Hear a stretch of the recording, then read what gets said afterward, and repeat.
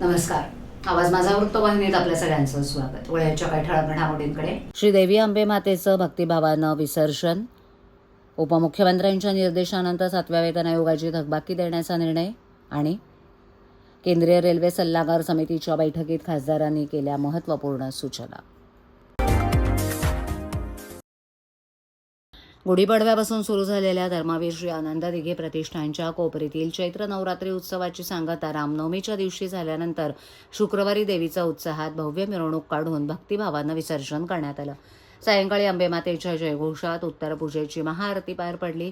याप्रसंगी उपमुख्यमंत्री एकनाथ शिंदे, वडील संभाजी शिंदे, पुत्र खासदार डॉक्टर श्रीकांत शिंदे, पत्नी लता शिंदे, सून वृषाली शिंदे आणि नातू रुद्रांश तसंच शिवसेनेचे सर्व प्रमुख पदाधिकारी आणि मंडळाचे कार्यकर्ते उपस्थित होते.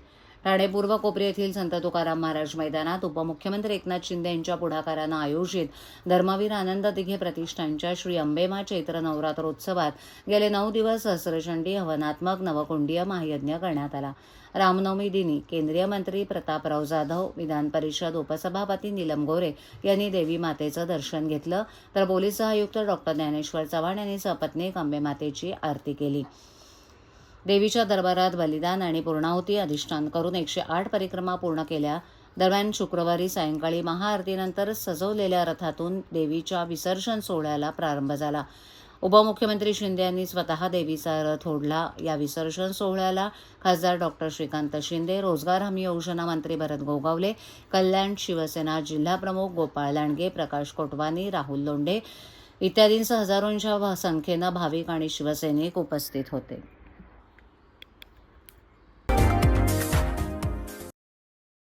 ठाणे महापालिकेच्या महासभेत गटनेते हणमंत जगदाळे यांनी पत्रकार परिषदेत महत्त्वपूर्ण घोषणा करत सांगितलं की उपमुख्यमंत्री एकनाथ शिंदे यांच्या निर्देशानंतर पालिकेतील सर्व कामगारांना 7व्या वेतन आयोगाची थकबाकी देण्याचा निर्णय घेण्यात आला आहे. तसंच ठाणे महापालिकेतील सर्व कर्मचाऱ्यांना 7वा वेतन आयोगाचा 3रा हप्ता देण्यात येणार असल्याची माहितीही त्यांनी दिली. या निर्णयामुळे पालिका कर्मचाऱ्यांमध्ये आता आनंदाचं वातावरण निर्माण झालं असून प्रलंबित मागणी पूर्ण होणार आहे. जगदाळे यांनी सांगितलं की हा निर्णय कर्मचाऱ्यांच्या हिताचा विचार करूनच घेण्यात आला असून याचा फायदा थेट हजारो कर्मचाऱ्यांना होणार आहे. संकल्पावर चर्चा चालू असताना एक अतिशय आनंदाची गोष्ट म्हणजे शेवटी राज्याचे उपमुख्यमंत्री आमचे नेते एकनाथरावजी शिंदेसाहेब यांच्या सूचनेनुसार कामगारांचं काही देणी आहेत, 7वा वेतन आयोगाच्या संदर्भात जी देणी आहेत ती ताबडतोब त्वरित मिळाली पाहिजेत अशा प्रकारची इच्छा आम्ही आमचे उपमुख्यमंत्री एकनाथरावजी शिंदेसाहेब तसे प्रशासनाचे प्रमुख आयुक्त आणि इतर प्रशासनाच्या प्रमुखांच्या बरोबर माननीय महापौर यांच्या नेतृत्वाखाली त्यांच्याकडे मागणी केलेली होती. कारण महापालिकेमध्ये निश्चितच प्रकारे कामगारांची देणी देण्याच्या बाबत नेहमी सकारात्मक भूमिका ही शिंदेसाहेबांची असते. त्या दृष्टिकोनातून आम्ही माननीय आयुक्तांच्याकडे मागणी केल्यानंतर शिंदेसाहेबांनी तशा सूचना केल्यानंतर प्रशासनाने अर्थसंकल्प चालू असताना 7वा आयोगाची जी देणी बाकी आहे ते देण्याच्या संदर्भाची भूमिका या ठिकाणी आज घेतले. अतिशय आनंदाची गोष्ट आहे. या ठिकाणी परिवहनचे कामगार असतील, महापालिकेचे कामगार असतील, सर्वांना या ठिकाणी देणी मिळणार आहे. शेवटी महापालिका ही निश्चित प्रकारे कामगार काम करतात, आपापल्या विभागामध्ये काम करतात. त्यातूनच ठाणे शहराचा विकास असेल, ठाणे शहराची स्वच्छता असेल, ठाणे शहराचं कामकाज असेल, हे त्यांच्याच माध्यमातून होतं आणि ज्यांच्या माध्यमातून होतं त्यांना खुश करण्याचं काम किंवा त्यांना त्यांचा हक्क देण्याचं काम आदरणीय शिंदेसाहेबांच्या नेतृत्वाखाली आजपर्यंत कायमस्वरूपी होत आले. आणि निश्चितच या सगळ्या गोष्टींनी आजचा दिवस जो आहे कामगाराच्या दृष्टीने अतिशय सुखद असा दिवस आहे, अतिशय आनंदाचा दिवस आहे. एवढीच या ठिकाणी मी आपल्यासमोर घोषणा करतो. सर, एकूण 5 हप्त्यामध्ये ही 3रा हप्ता मिळणार. पण जे बाकी होतं आता जे अर्थसंकल्पाची परिस्थिती एकंदरीत पाहता जे बाकी होतं देण्याची भूमिका या ठिकाणी प्रशासनाने घेतलेली आहे, ही गोष्ट आनंदाची. आणि सर, परिवहनच्या महापालिकेच्या कर्मचाऱ्यांना 2 हप्ते मिळाले, मात्र ठाणे परिवहनला सर्व मिळणार. येस, ओके, धन्यवाद. मुंबई ठाणे उपनगरीय रेल्वे गाड्यांचे वेळेवर 15 डब्यांच्या गाड्यांमध्ये रूपांतर करावं, स्वयंचलित दरवाजा बंद होणारी प्रणाली सर्व गाड्यांमध्ये अनिवार्य करावी आणि स्थानकांवरील गर्दीच्या व्यवस्थापनासाठी एक स्वतंत्र नियंत्रण कक्ष स्थापन करावा, अशा महत्त्वपूर्ण सूचना खासदार नरेश म्हस्के यांनी केंद्रीय रेल्वे सल्लागार समितीच्या बैठकीत केल्या आहेत. रेल्वेच्या देशपातळीवरील विविध महत्त्वपूर्ण कामांची माहिती बैठकीत देऊन चर्चा करून निर्णय घेतले जातात.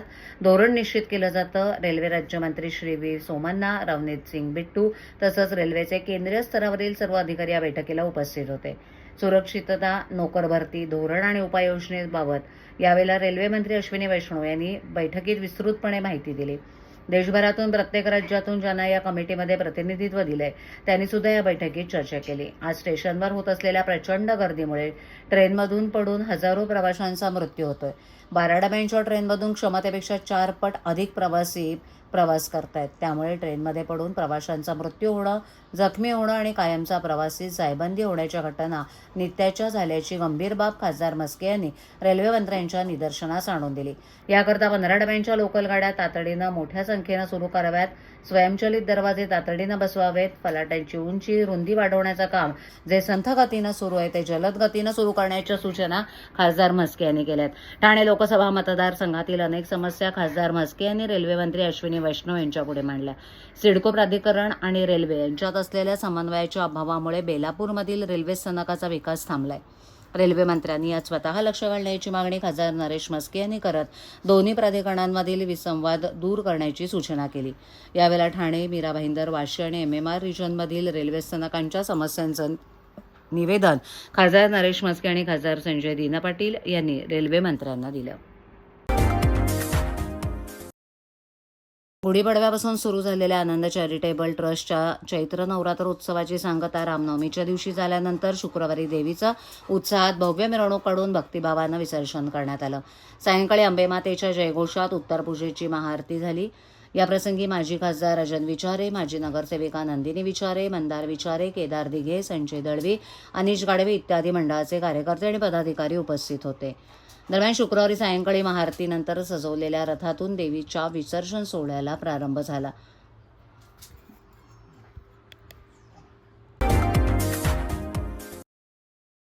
ठाणे महानगरपालिका आयुक्तांनी सादर केलेल्या अंदाजपत्रकात घनकचरा विभागाला एका एजन्सीनं 3 स्टार दिलेत. या स्टार्सची विरोधी पक्षनेते शानू पठाण यांनी खिल्ली उडवली आहे. शर्टवर स्टार चिटकवून तसंच बॅगला स्टार लटकवून सर्वसाधारण सभेत त्यांनी प्रवेश केला. ठाणे महापालिकेचे अंदाजपत्रक आयुक्त राव यांनी सादर केलं.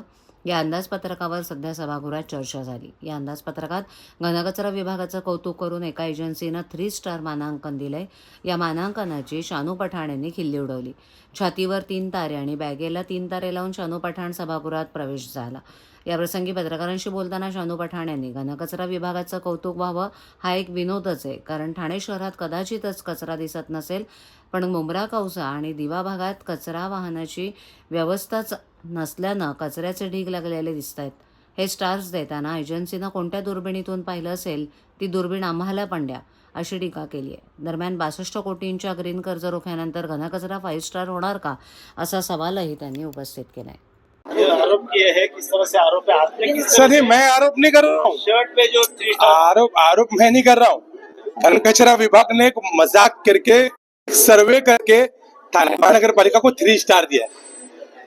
मैं नहीं कर रहा हूँ. ये बुक के अंदर किताब में लिखा है बजट की. मैंने 3 स्टार लगा, ये 3 स्टार है. थाने महानगर पालिका को जब 3 स्टार की रेटिंग दी जा रही है, जो एजेंसी सर्वे करके ये रेटिंग दी है, मेरा उसमें सवाल है, क्या वो मुमरा और दीवा प्रभाग समिति में और मुमरा प्रभाग समिति ने नहीं की? हमारे पास ट्रांसफर स्टेशन नहीं है. ये रोड पे मुख्य कचरा रहता है कई दिन. ये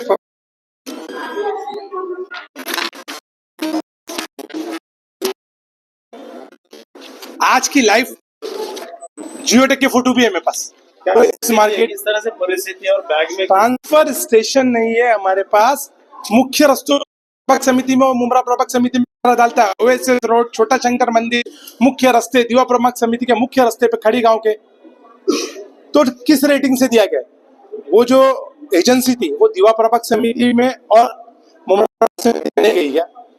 और हिसाब से इस बजट की बुक में 62 करोड़ रुपए ग्रीन बॉन्ड के नाम पे हम लोग कर्जा ले रहे हैं। तो लेते टाइम तो बहुत अच्छा लग रहा है, लेकिन वो कर्जे का ब्याज और कर्जे का थाने कर्जे में, तो अगर सेटिंग करे तो कर्जा लेने के बाद जो हालत है हमारी वो 5 स्टार हो जाएगी। कितनी? अगले साल हम लोग 5 स्टार लेके आएंगे। एक तरफ हमारे डेप्यूटी चीफ मिनिस्टर माननीय एकनाथ शिंदे सर कोटी रुपये करोड रुपये ठाणे करना देतात, आणि तुम्ही एक तरफ ग्रीन बॉन्ड नावावर कर्जा घेतात। समझला नहीं हमारा। तो एक कौन सी दूरबीन से जो एजेंसी ने सर्वे की थी वो मैं देखने आया, और खासतौर से सभागृह के अंदर लेके जा रहा हूँ स्टार लगा के, ताकि सदस्यों को भी मालूम पड़े कि हमें स्टार मिला है 3 स्टार। तो दीवा प्रभाग समिति के नगर सेवक और मुमरा प्रभाग समिति के नगर सेवक की तो शिकायत ही पानी और कचरा है। तो ये रेटिंग कैसे मिली?